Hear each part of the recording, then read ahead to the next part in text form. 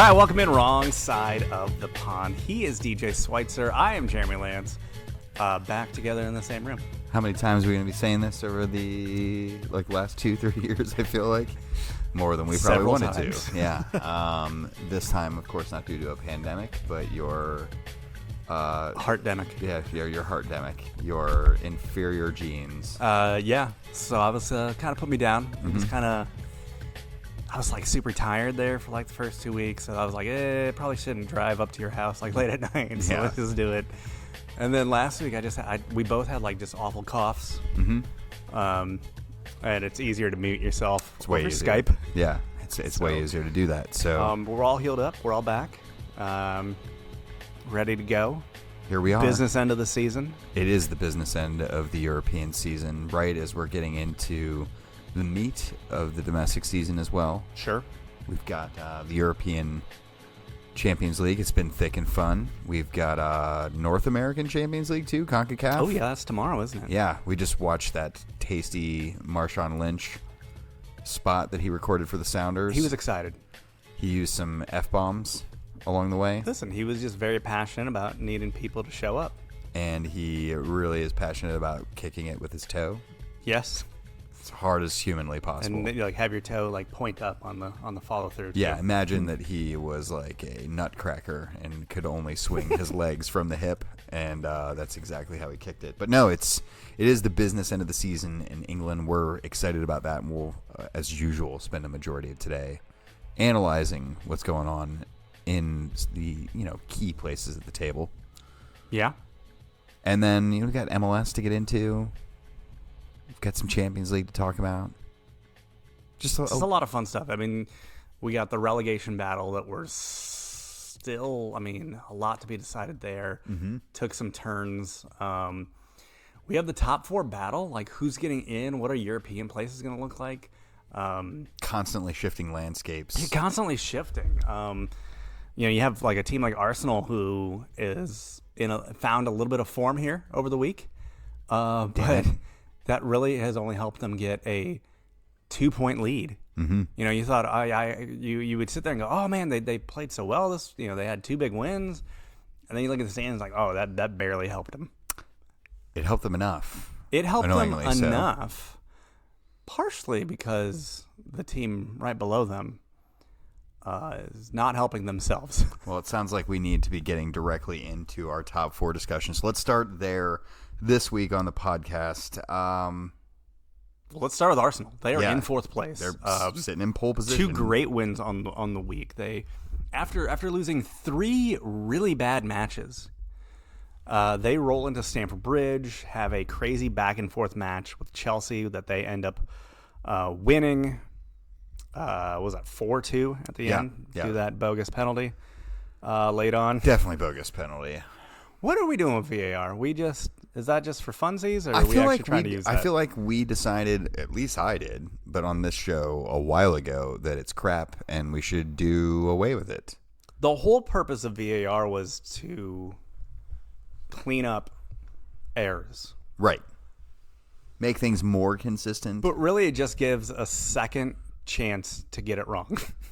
Yeah, it's almost exactly what it is. It's what's pretty much happened here. We've done away with none of the uncertainty. Right. Perhaps injected more into the equation, and have now given ourselves 2 opportunities to get the wrong call.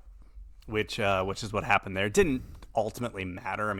Maybe Chelsea goes down and gets an equalizer. They weren't really showing any effort to make that happen at that point. So it really didn't mean much, but it was just one of those, just another moment with VAR where we're like, so what was why are we doing this? Yeah. What's the purpose here? Really frustrating, especially when it seems to apply itself in ways that hurt you, right? You're always happy with VAR when it gifts you something that you didn't think you were going to get, or that you thought, ooh, that's close. But I feel like most of the time people's actual opinion of it hovers in the frustration zone rather than a bit of was it Saka there with a bit of the dark arts kind of hanging on Azpilicueta's arm and pulling him down and making it look like he was being dragged down. And yeah, to the naked eye, to the ref that is running behind the play, easy to sell that, right? Sure. But that's where VAR was supposed to come in with the other angles and go, hey, wait a minute. He's literally trapped his arm and is hanging off of it. Well, we talked about this so many times. It's like you start watching something in slow motion, like over and over, and you're going to be like, okay, well, what was that? Who is holding who? Yeah. And you start, kind of reading into the situation more than what you probably should have. Sure. You watch it in full speed, and you kind of go, oh, okay, that was a little bit more. And we've seen that too, where kind of like softer penalties that get called a penalty on the field don't end up getting overturned because like you're just dissecting this slight, obstruction that happened from one player to another, and under the microscope on slow motion, it all looks a lot worse. Yeah. Well, I think too they've just pussyfooted around the idea of giving VAR the actual power. Like they're trying not to undermine the authority of the referee sitting in the center of the park. And I understand that thought process, but like if we're gonna do VAR, why not just have someone who's unattached to the emotions of the game? Right. Sitting in an area that doesn't have people screaming at them. Why not let them outside of the pressure cooker? Should it not just so in other leagues? We're watching hockey right now. We're watching an NHL game. NHL and MLB are two perfect examples of this, where they basically have like it's like a central office that is watching all games and running on that one team is doing all reviews for all the games that night. Mm-hmm. Why can't you just have that instead of it's like, oh, and today's VAR official that's sitting in this room in the press box? Well, so that's the thing. Like they set up VAR, at least in the Premier League. I know it doesn't work this way in every league, but sure. There's this, what is it, Stanley Park or Stokely or whatever the name of the park is. Right. They have a central office where all the VAR technology and review process unfolds. Okay. But the problem is they review it and they give a recommendation and then the referee, accepts it, right? Or not. But then if he's like, well, I'm just not sure. Right. Or he thinks he needs to overturn his call, he has to go look at the screen. Right. Where again, in the NHL, they're not going for a recommendation when it goes to they're going for a final verdict. Yeah. Like, what did you guys It's see? not we think you got this one right. It's no, here's the correct call. And go deliver it. And then that's what it's given. And I think the NFL works the same way, if memory serves me correct. Yeah, I mean, there's like the booth reviews, yeah right. And that they call it. Again, it's not like it's not a recommendation. Right. It is taking the decision and giving it to another group that has extra sets of eyes and has the ability to slow down and speed up and rewind and watch it over and over again to make the call. It'd be really nice if they could, bring in some other people outside of the groups who've been making all these decisions. It'd be nice to weigh in on the VAR process, because I feel like some fan input in this area might actually be helpful. Like I think a lot of the best ideas we hear about how could you reform VAR and make it useful come at it from that side of the spectrum. But sure, we all know how much input the fans actually get into any of this process. Right, they're not looking for that. But let's go back to Arsenal, though. They get these two big wins. Right, so they play United on the weekend. Thrash United, a thing that seemed likely. Well, I mean, heading into that match, right? Given the form of United, at least, they seemed more likely than not to trip up. Arsenal, though, you look at the not these two games, but the previous three. They have losses to, who was it? It was Crystal Palace, Brighton, and Southampton. Yeah. Right? Then they follow that up with two hard matches against people in their neck of the woods in the table. Win at Chelsea, win at home against Arsenal or United. And it's like, damn it, you guys trip up against these teams that you think you should be picking up the points. And then you're mopping up against the teams that you think the points may not be as likely. So it almost just gives an Arsenal fan just brain damage, because then they look to this weekend and they don't know what to think. They're like, well, we play West Ham.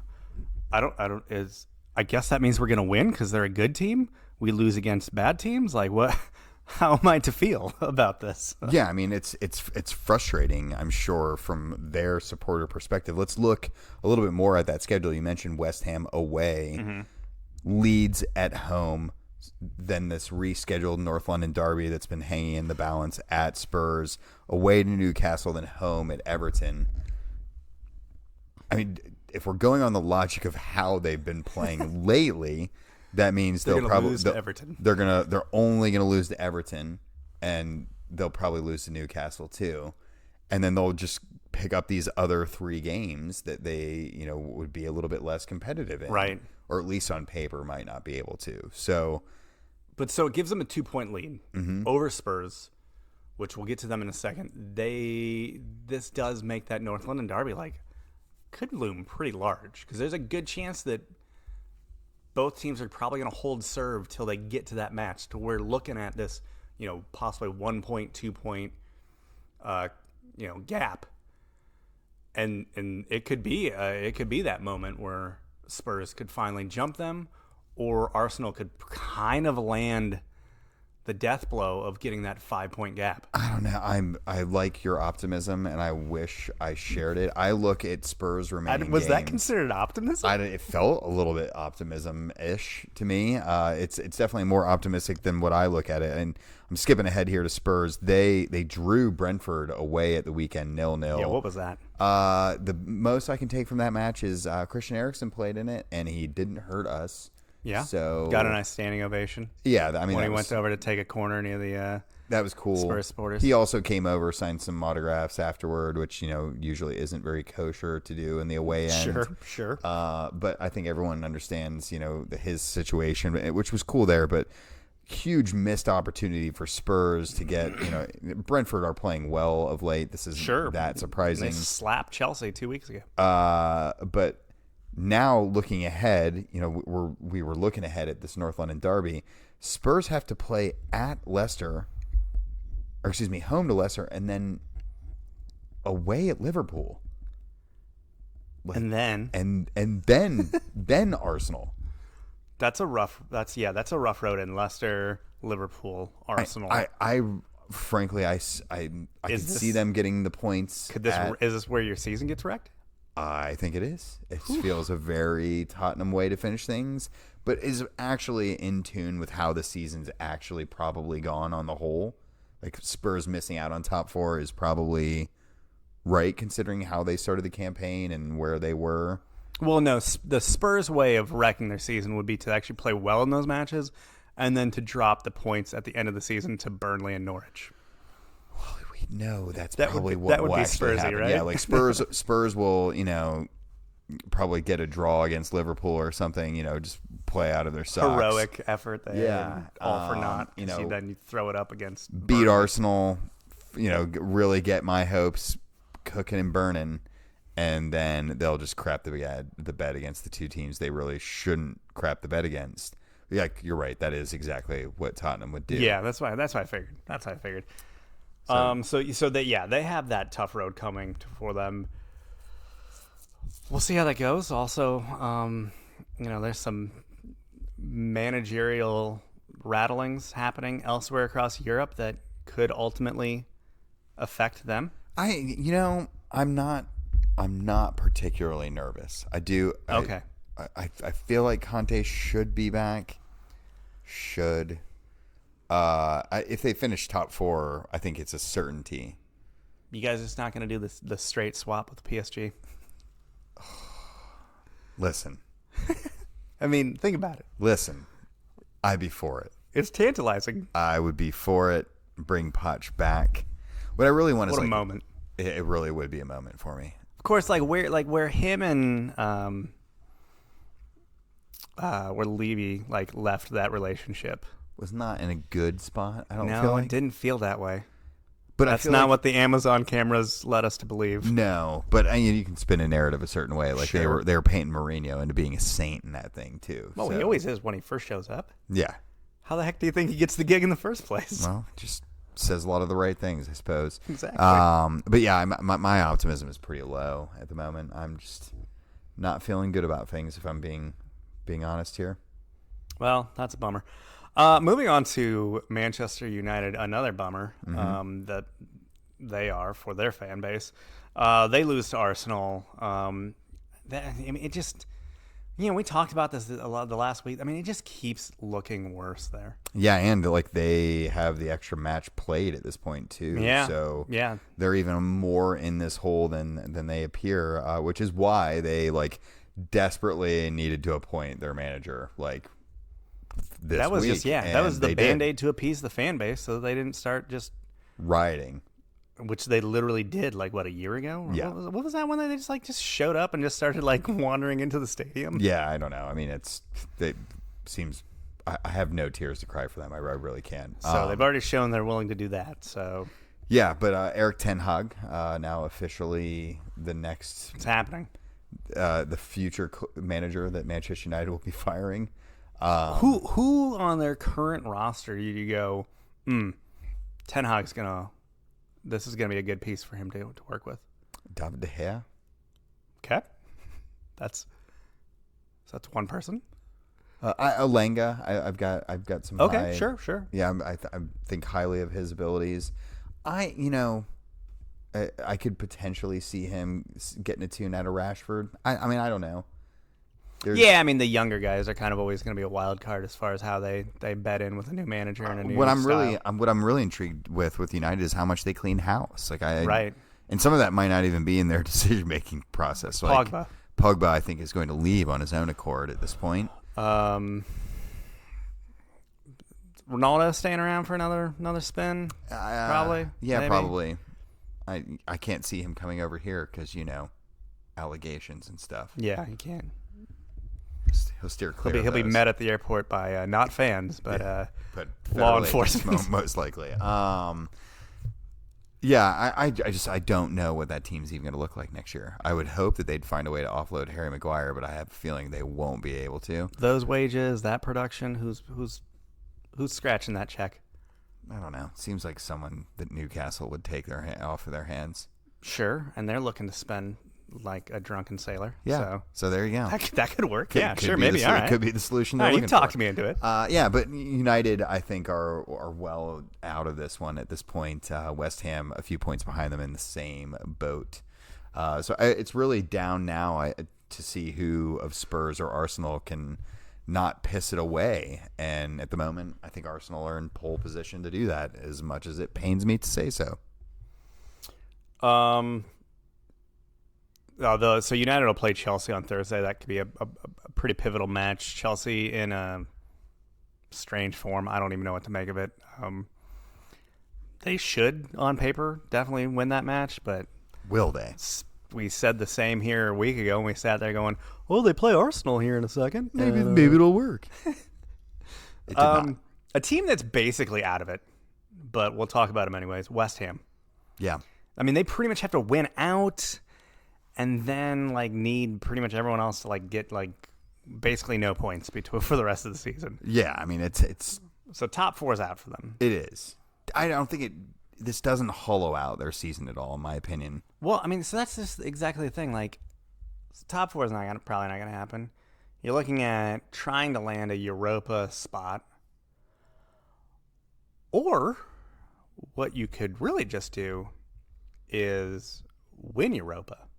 That is still on the table. Cards. And if they do that, then you get the spot. Not only that, they end up in the Champions League. Exactly. It's an automatic berth in. So at this point, I can't imagine they're not putting all. Exactly. Do you put all the eggs in the let's win a European trophy? I mean, how many chances are you getting to do that? Not many. I will tell you, as a team who's frequented the European competitions over the years and still found a way to not win the lower tier ones. Yes. It's tough to even get to a final, and they're sniffing. They're on the cusp. They're in the semis that'll play on Thursday. Mm-hmm. It's actually crazy that it is possible that the Premier League could sweep European competition this year. It's very likely that an English team. An all English final in the Champions League seems relatively likely. Increasingly likely. You have West Ham alive in Europa, and then down in the conference, Europa Conference League, you got Brendan Rodgers and the crew still just doddering around. You'd never know it. You never know based off of what's going on in their Premier League. Sure. Things, I don't even know sometimes if they know it. Yeah, well. But there they are. So, yeah, exactly. Like, it has to be all focus on Europa, right, for West Ham? I can't imagine a better scenario for them at the moment. Again, like, this is your opportunity. Fight really hard for a Europa Conference League spot or win the Europa League and find yourself in the Champions League instead. If they make it into the final, you're rooting for Moyes to get that trophy, right?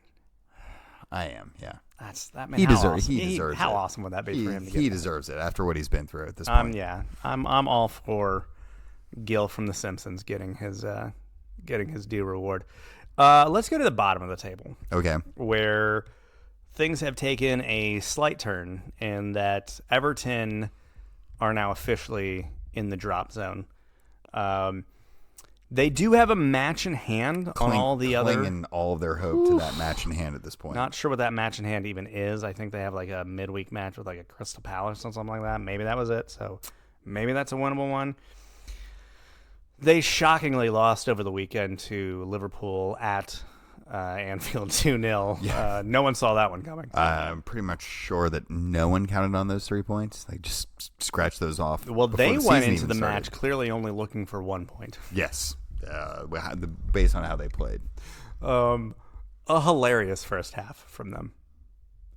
I mean, I literally was like slapping the couch, like cracking up watching that first half. When Pickford like flopped with the ball it's just for like the 90th time and then got up and winked at one of the Liverpool players.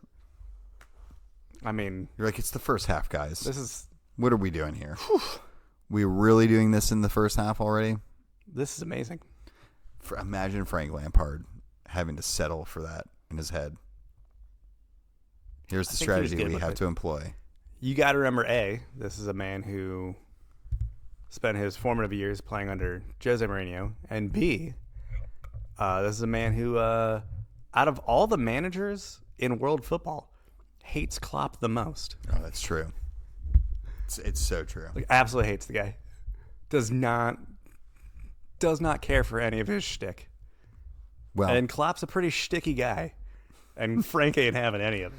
Well, Frank might not be having much of anything come the end of the season if his form continues on at this point. Everton sitting in that dangerous 17th, that Inter Miami job might come open. Yeah, that's true. In that 18th, that might be his best move. In that 18th spot, they are on 29 points, just 2 behind Burnley. Mm-hmm. So it's Burnley in 17th. Win that match in hand, they could find themselves sitting back on the other side of that. Burnley on a nice little run, though. So, like, their past 3 matches, they got 7 of the 9 points. I guess maybe it made sense to give Dyche the boot after all.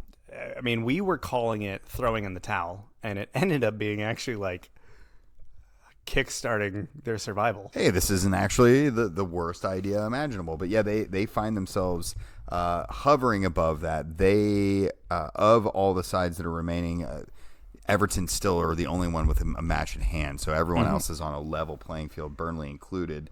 They have matches remaining against Watford away, Villa home, Tottenham away, Villa again away, and then Villa sandwich. Newcastle. I think that it's one of those COVID makeups at this point. So that would make sense. So a lot of winnable or at least point takeable matches in there for Burnley.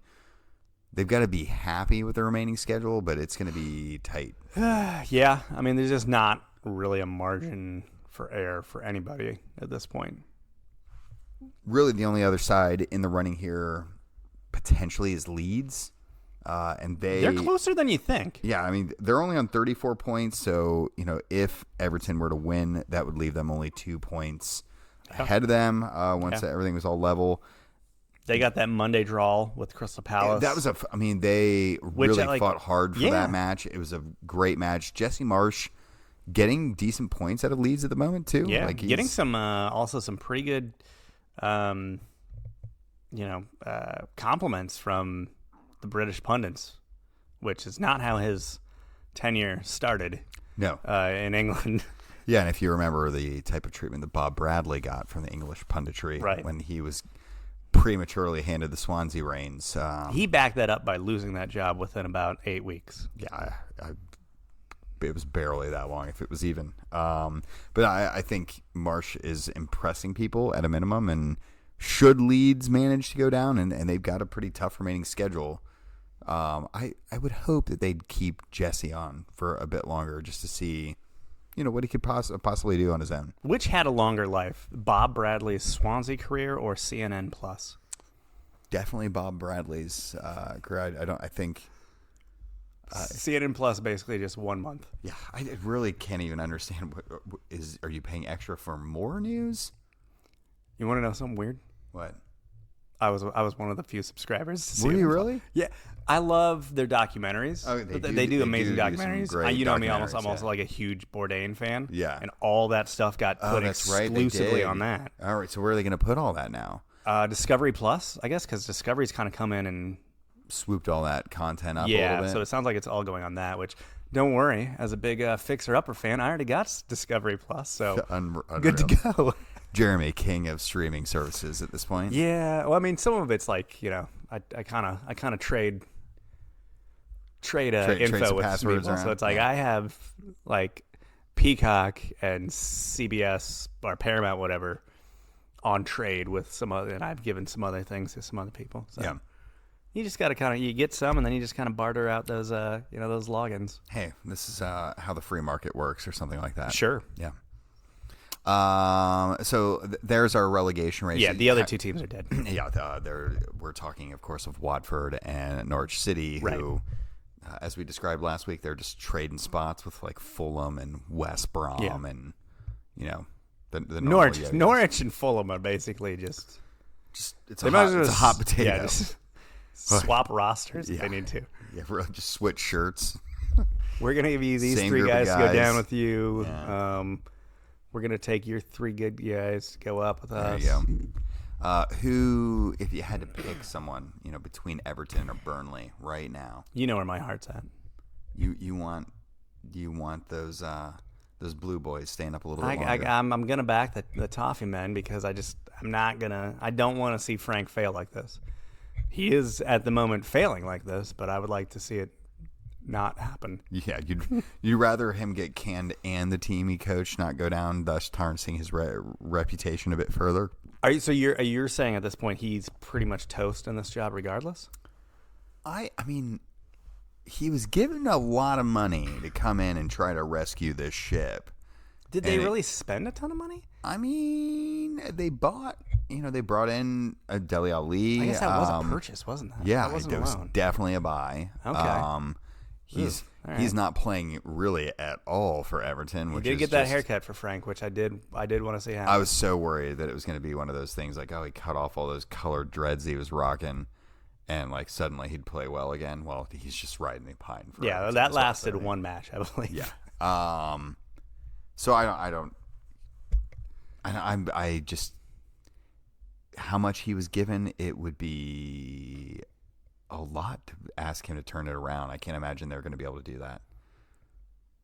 So you're saying I think they if he stay goes up? Down, if they stay up, he keeps his gig. Okay. If they go down, I think he gets canned. Who are you hiring championship side Everton? What phone call are you making? Neil Warnock said he's done. He is actually officially retired. Yeah. So you cross that name off the list. That's a rough one. I mean, are you going to get... I'm like, who? Who are you getting? Like that list. Bringing Mitrovic as a player manager? I don't know. John Terry? Like, what are you doing? John Terry's still looking for gig number one. Yeah, it does. That's got a lot of it written all over it. Yeah, no, he was one of the finalists, I think, for like the Nottingham Forest gig most recently. Maybe Ranieri. Listen, just because Ranieri was willing to slum it with was at Fulham, yeah, and Watford, Was that who it was recently? Yeah, I was it think it was Watford? most What did recently. he last, like 3 months there? Yeah, but Watford fire managers, like, that was Yeah. what they intended to do with him a couple weeks later anyway. But just because Ranieri was willing to slum it on a low-end Premier League does not mean I'm not that saying he's going it's- to go I'm slum not it in saying. the championship. We're just trying to hypothesize who could potentially lead them back out of the promised land. This man and his fine taste in Italian opera music is not going to do that. Eddie Howe's gone. Yeah, you can't, Eddie Howe is can't not, choose yeah, that one. he's not on the table. He's too busy rinsing blood out of Newcastle uniforms. Yeah, I don't know. I think you're really not. You're going to be scraping the barrel for somebody. I don't know. Maybe Frank will get at the gig after all. Yeah, that's what I'm saying. Like, maybe they just have to keep Frank. Then it's the question is if Frank wants to do that. Because as much as I love Frank Lampard, I will tell you, I peg him as someone who thinks he's probably too good for a championship run. Definitely. Right? Definitely. It's like when he signed for New York City FC and he's like, psych, I'm going to actually play for Manchester City for a little bit. Yeah. It's like, oh, you rat bastard. Other things kind of that happened in the Premier League over the weekend. City won big, not surprising. Newcastle's rolling. Like, they're playing well. You mentioned they Eddie really Howe are. has got a gig. It's going well for him. Yeah, it's going really well for him. For the Newcastle fans, I'm happy, right? Like I'm glad they're getting some good stuff. They're already really taking to defending their ownership online in a unhealthy and Yeah, I would do less of that, boys. yeah. And I saw someone, Eddie Howe was talking about, it's great. Something that's really making a big difference is we're taking team pictures in the locker rooms after all the results, and that. It seems funny, but it's great. And I saw someone online just really having a go. Like, it's just, he's instilling a thing. And some people may see sports washing, but, look at all this joy. And it's kind of like, hey, you ding-dongs. That's exactly how sports washing works. But, I mean, to be fair, what is Eddie Howe supposed to be doing in this job? Besides just not taking the job. Well, I mean, I think that's where the meat and potatoes is here, right? Like, and I understand as a manager, like the risk you take when you're saying no to a gig of that magnitude, especially in Newcastle. It is tough, especially for as long as the layoff he had between gigs. Oh yeah, for sure. I think what more irks me is when people are like, well, okay, well if you're going to talk about what Eddie Howe and what Newcastle are up to, well let's talk about Manchester City and let's talk about. And it's like, oh, okay, let's do that. Okay, fine. Like, yeah, fine. We'll have that conversation. Yeah, it's like. Well, what did you expect me to be like? Well, no, you can't talk about them. Like, I'm okay to talk about this. So anyway, anytime anyone talks about, your favorite political party potentially being dirty or whatever, and then they just throw the whataboutism. They're like, well, what about that? And I'm like, well, cool. Lock up my people too. I don't care. Yeah, like, they're not. Turns out I'm fine with anyone going to jail if they're, people doing wrong things should be punished. Let's deal with that. So I don't know. Yay for Eddie Howe. I am happy for the supporters, but I do marvel at the ability at which the sports washing is working there, especially as they have a nice run of form. Chelsea win it late. No sports washing there. We don't have an owner. Yeah. It's hard for you to wash anything out when nothing to do there. It's literally We're most likely just going to be owned by the Dodgers. So I mean, there could be worse organizations to be owned by. Way worse. Yeah. Yeah, no, I'm actually very hopeful that's what happens. Captain America, though, coming in, saving the day against West Ham. Big result. Huge one. They needed this. I mean, had they not won, you're really talking about the gap between third and fourth, but then being 3 points. I was secretly hoping that's how it would all go down a little bit and drag you guys back into the mix. You're a bad guy. That's why. I am. You're not the first person to make that claim, and certainly won't be the last, especially on the internet. How are you feeling towards the end of the season? You feel like you're going to walk this one out? I don't know. I mean, probably, but we're probably not going to make it easy on ourselves. It's going to be an uncomfortable end. Yeah. Oh, it's super. It's going to suck all the way till the end. And then it's just going to be like relief. Like, oh, thank God the season's over. We didn't completely fall apart. We already clearly lost a lot of players that have already taken up contracts other places. Hopefully this new owner is ready to just throw money around. It'd be nice. Like, as a Chelsea supporter, you're really just closing your eyes and waiting for it to be summer. And, like, hopefully we're still in a top 4 spot, and hopefully the right owner has been selected, and we can just start getting on with it. Sure. Well, good luck with that. Lost Rudiger, though, so that's already happened. Yeah. Curious to see where he ends up. It's sounding increasingly like Real Madrid. Yeah, no, sounds like that's pretty much a done deal. Yeah. So that sucked, but otherwise, yeah, you know, there you go. Kristen Pulisic scored a goal. He scored a goal. It's good for you. I guys. felt good. Keep you on pace with the or top 4 spot in third currently. No chance that they're really going to catch up with Liverpool or City at this point. No, I'm not even sure there's enough points on the board to really even make that happen. Mathematically so. Should we jump across to this side of the ocean? Yes. And let's bring it back. MLS Overreact, Underreact. So I'm saying whether or not people should overreact or underreact or to what's going down. Okay. Is this something we should be like freaking out about, or something we should be like, nah? Okay. Got it. I think in the past we've done more on like just individual matches, but now that we have like I believe a quarter of the season in the books, a little body of work, we're kind of going to look at just kind of where things have kind of stand with certain teams. And we start with Austin FC. Obviously, they start the season out by just routing FC Cincinnati at home, and faltered a little bit, but they've come on as of late, and they find themselves with 3 wins in a row in second place out west. Austin FC fans, should they be overreacting? Is this legit, or should they temper things? Should they be underreacting? This is like that early wave in MLS and the season, and like the rest of these teams haven't quite like turned it on yet. You know, right. The big sides, like everyone's freaking out about Bruce Arena, and I'm sure we'll get to what's that's going on the on list. With the Revolution. But Bruce teams tend to like kick it on late and find a groove as they head into the playoffs. So they should be excited. I think it's positive, but maybe a few grains of salt and undersell it a little bit at the moment. Sure. Another team that's gone 3 wins in a row, Inter Miami, after a really bad start to the season, they finally found it, and it's crazy. Not only did they have 3 wins in a row, but those 3 wins were New England, Seattle, Atlanta. All biggies. Yeah. Yeah. I think there's a little reason for optimism there. I do think that Phil Neville's not an idiot and should be able to, get a tune out of a decent group of players. Sure. Does he have a decent group of players? I don't think they're bad. I think there's some makings of some decent players within that squad. And frankly, that kid that's come in for Higuain. Well, the Higuain problem, I think, is actually like sorting itself out. I think it's sorting itself out, but it's exposing itself to be the root cause of what everything is. Actually, I think they're subservient to this guy who has a reputation and a certain pedigree, but he also has a reputation of being a bit of a shit.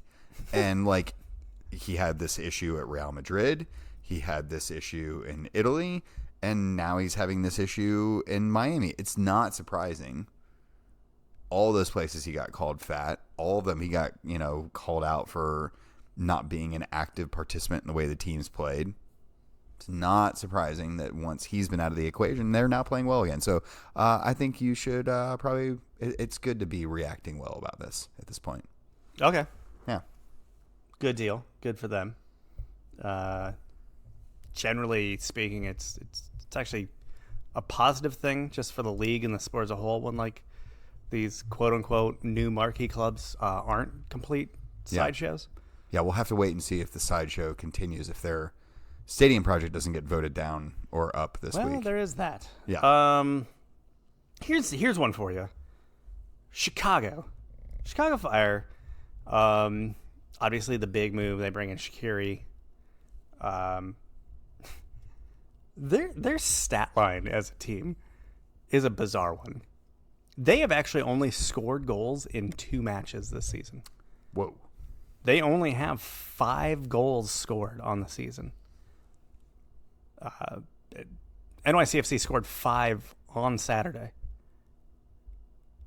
It's not a good sign for the long-term prospects, I would guess. Here's the weird part about it, though. They've also only conceded 5 goals on the season. Huh. Just keeping things in midfield. I mean, it's just a lot of 0-0s and 1-0s, and yeah. I guess that's something. But yeah, just like from an offensive standpoint, though, that is somewhat worrisome. That but they're not like Shaqiri has 1 goal. It was a penalty. So I think only scoring 5 goals and how many matches have been now 7, 8. That's concerning for sure. But like that's a fixable thing to me, right? Sure. Like you can tweak your offense, you can find new ways to expose your weaknesses for your opponents. You can bring in new players. Like all those things can potentially happen. Fixing defenses is a way harder proposition, and frankly, only giving up 5 in the amount of games they played is not like this is beyond flukish on the defensive side of things. Like you don't hold this many shutouts and this few goals in, or allow this few goals in, unless your defense is actually good. So I think they should not freak out and should actually be fairly positive about. Yeah, like I think this is a good thing for them. The defensive stalwarts that they are. Yeah, like hey, if you can grind out results in this league, positive things can happen. And if you can get a guy like Shaqiri to hit the ground running a little bit better, like maybe they can do. They stuff. can really take off. Yeah. Yeah, I mean their keeper Selena, the young kid that's coming up in Chicago, is right. Phenomenal. That's a big factor. And I mean, as we saw this weekend, Poland's national team coach was there, laying it on thick, trying to pull that kid in. So that's a big reason why they're being successful, and I think it's cause for them to be optimistic. Teton no longer getting the call ups there.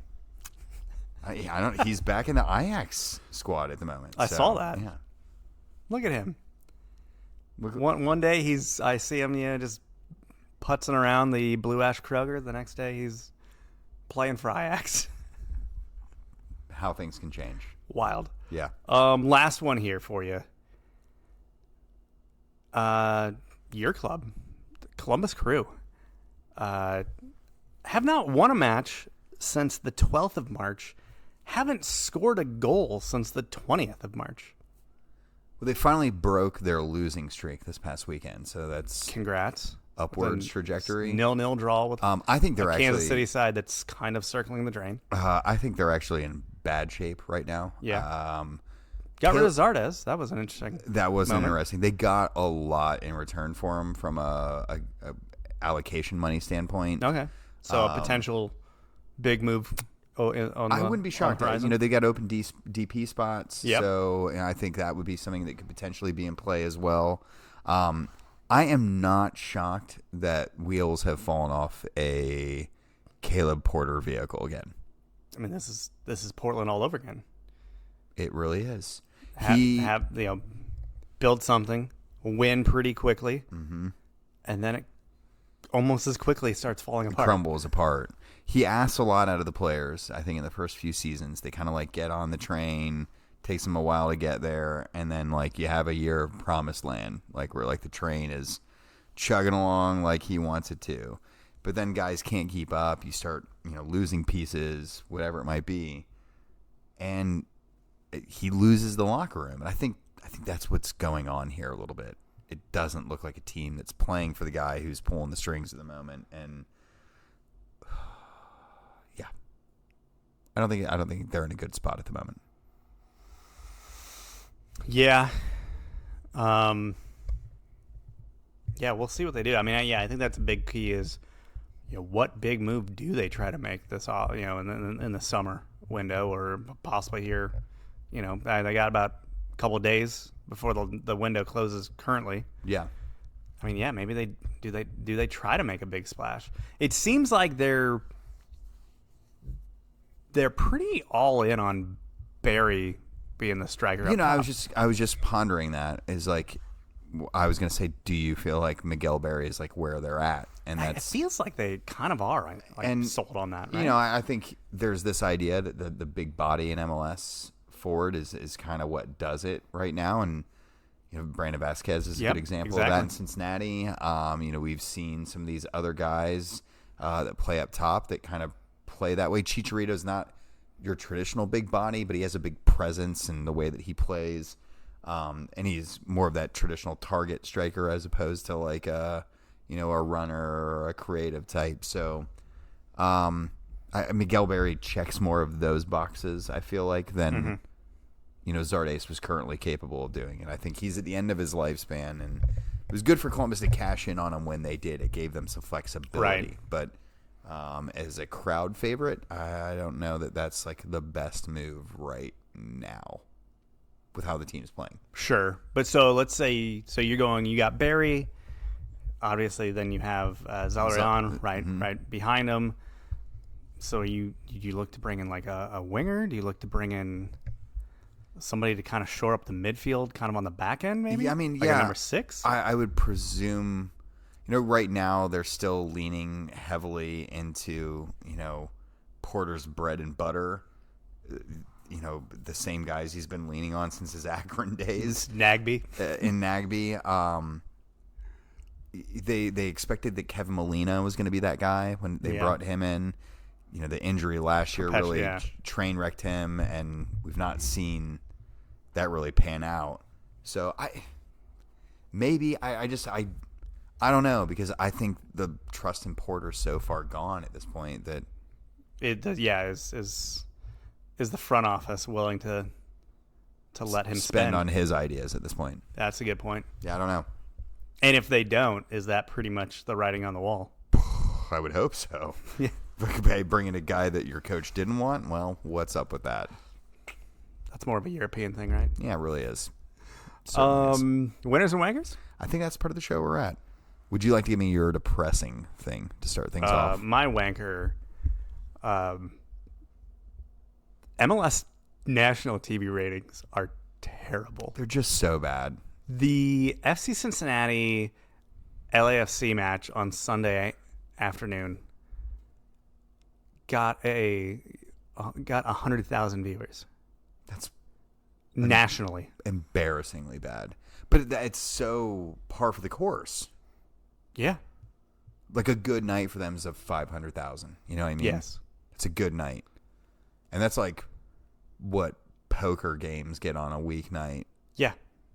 Most not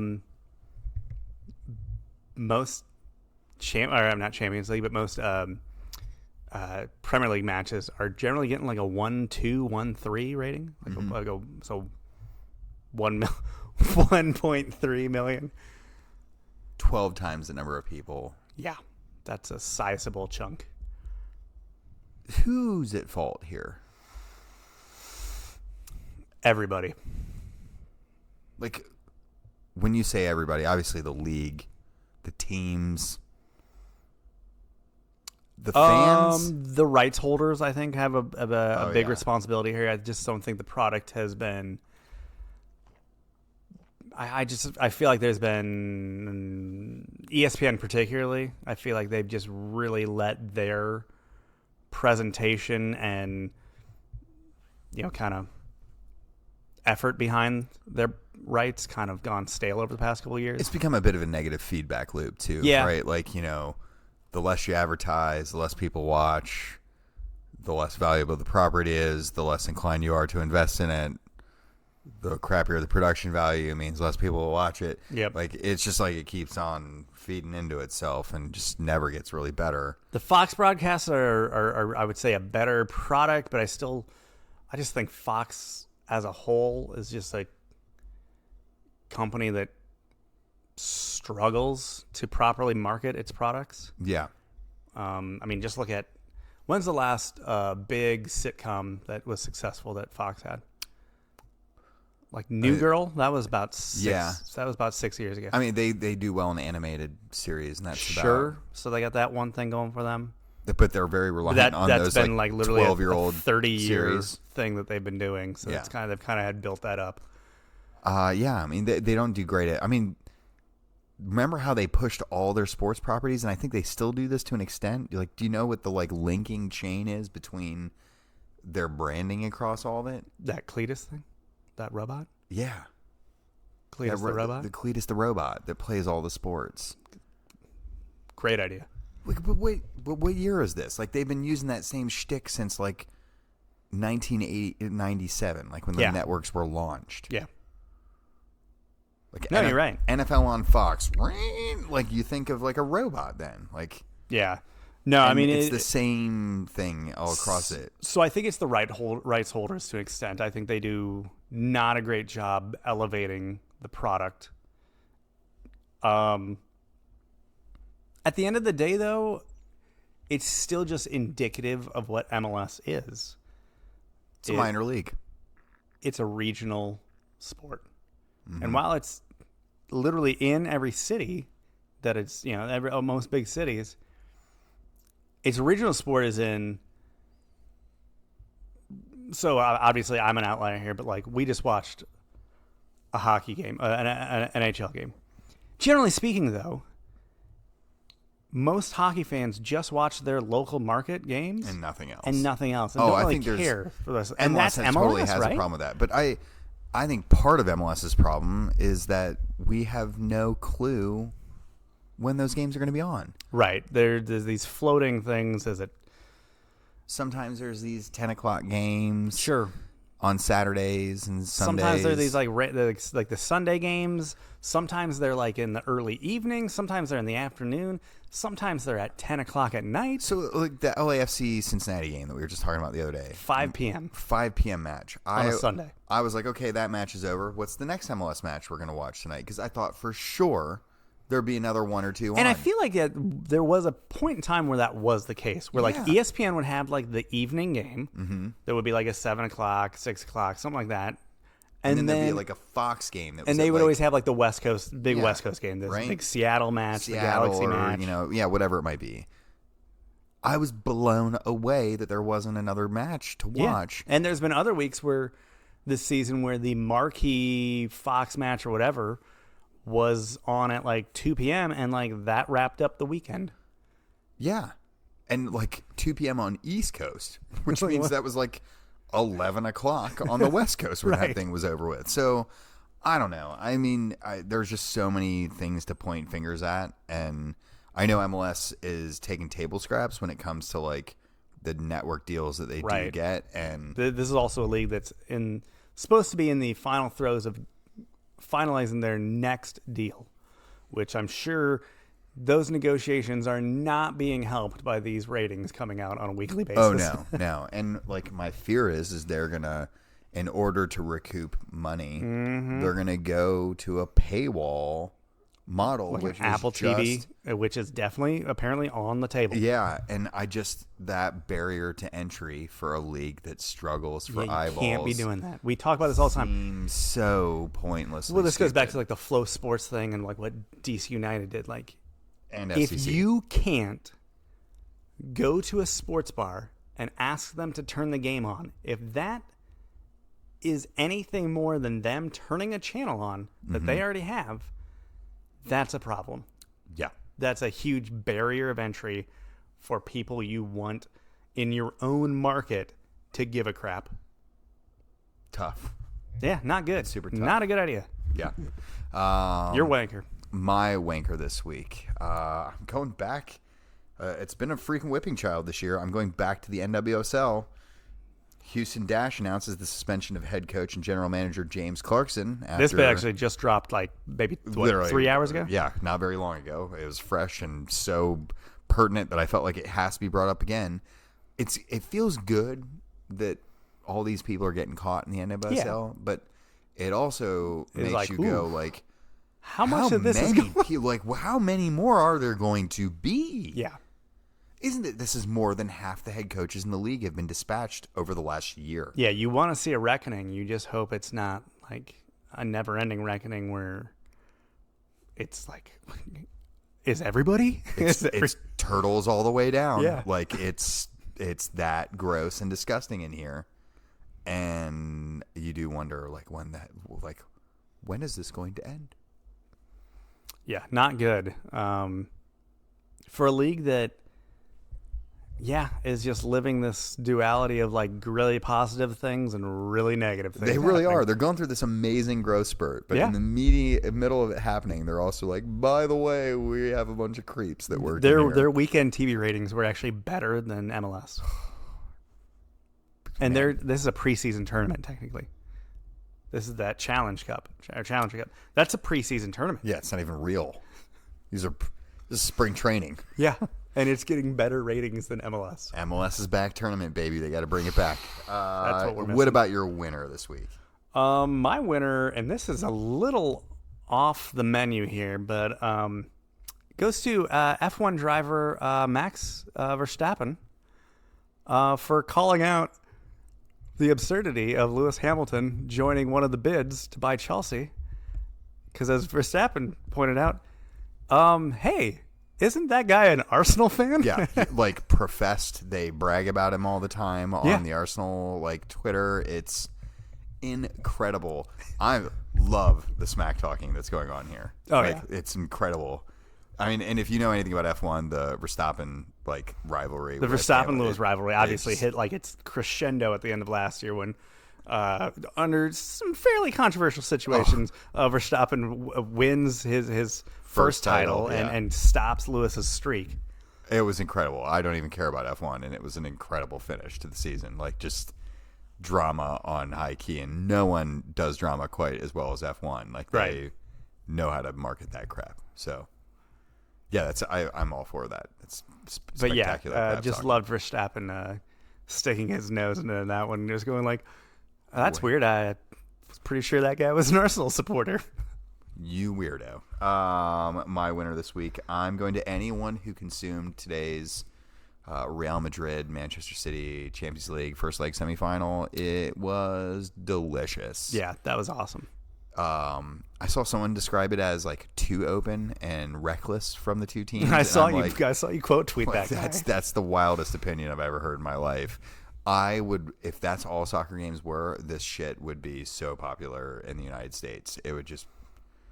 Was that like the bit? His take was the bit too rich for my blood kind of take? Yeah, it's kind of like he was like, oh well, neither of those teams was showing any commitment to structure. Like I think both of those teams was like, I can outgun the other one, and we're gonna do it today. Yeah, which is awesome. No one loses in that. What I loved about that match, and I don't know if it was because of the format tweak of the away goal going away. Yes, but you just saw both teams going.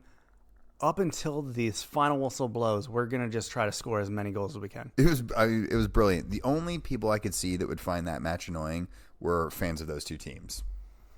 Yeah, that was probably a nervy watch. I'd be frustrated if I were a City fan or a Real Madrid fan. Yeah, absolutely, for sure. And I am a little bit of a Madrid fan, but that's like neither here nor there. It was fantastic, and I am praying the second leg will be as awesome. The only reason I don't like these, and I felt the same way about this with the Champions League match with Chelsea the last time out for Madrid. Couple goals in that one too. It was wild, and I was singing his praises too. This is like exactly why they want a Super League.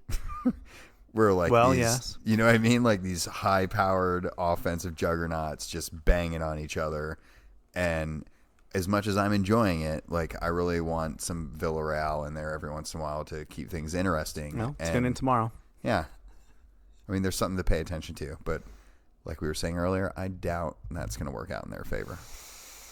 Yeah, well, but at least it gets to happen. Yeah, right? That's true. That brings us to the end of this week's show, I believe. It certainly does. We got just a couple more matches in the Premier League left to go. That's right. So we're heading close to our summer break. Excited for that? I mean, it's always nice to put down the mics a little bit, but sure. I feel like this summer is going to be a weird one. Because it's going to be like a lot of international friendlies that just don't matter. They usually don't either, just so we're all clear. Yeah, they've never mattered. Yeah. Don't convince yourself anything more than they don't matter. Yeah, despite what you paid to go see it, that still doesn't matter. No, they don't. But you know what? That just gives us rest because, like, next season's going to be insane. We're going to gonna be go a marathon. right from, like, in-league, like, Premier League stuff to, like, boom, World Cup. There's going to be some soccer overdoses along the way. Yeah. So Yeah, not everyone's going to make it. I'm hoping it's not one of us. Just, my wife's going to walk in. I'm going to be cold on the floor from too much soccer. You have, like, 3 screens Yeah, going. just, they're all going. Yeah. So something to look forward to. All righty, folks. Talk to you soon. Bye.